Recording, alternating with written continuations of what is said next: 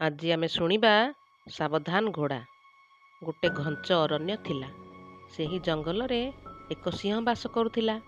ସିଂହ ବୁଢ଼ା ହୋଇଯାଇଥିଲା। ଏଥିପାଇଁ ସିଂହ ଆଉ ଶିକାର କରିବା ପାଇଁ ସକ୍ଷମ ନଥିଲା।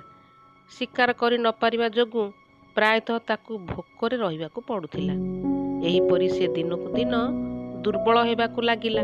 ସେ ଭାବିଲା ଯେ ମୁଁ ଏପରି କ'ଣ ପାରିବି ଯାହାଦ୍ୱାରା ମୋତେ ପ୍ରତିଦିନ ଖାଦ୍ୟ ଶିକାର ମିଳିଯିବ।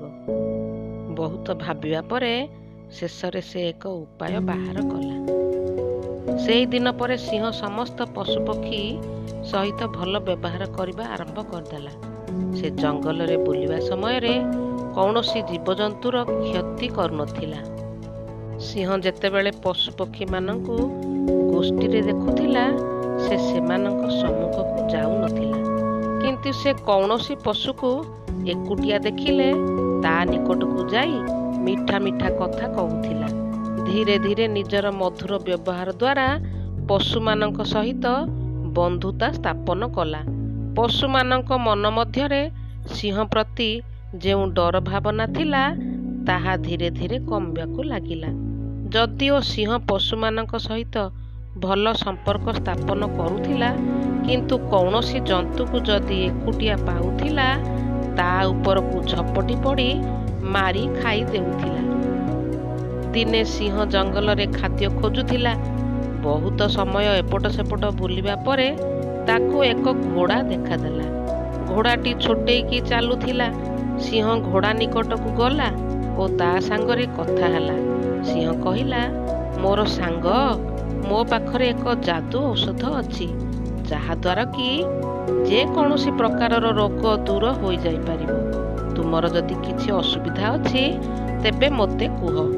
ଘୋଡ଼ା ନିଜ ଗୋଡ଼ର ଖୁରା ଦେଖାଇ କହିଲା, ମୋର ଖୁରାରେ ବହୁତ କଷ୍ଟ ହେଉଛି।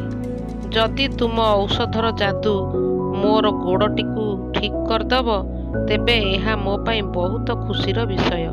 ତୁମେ ଶୀଘ୍ର ସେହି ଔଷଧର ନାମ କୁହ। ସିଂହ ମନରେ ଏହା ଭାବି ବହୁତ ଖୁସି ହୋଇଗଲା। ତାକୁ ଶିକାର ମିଳିଗଲା।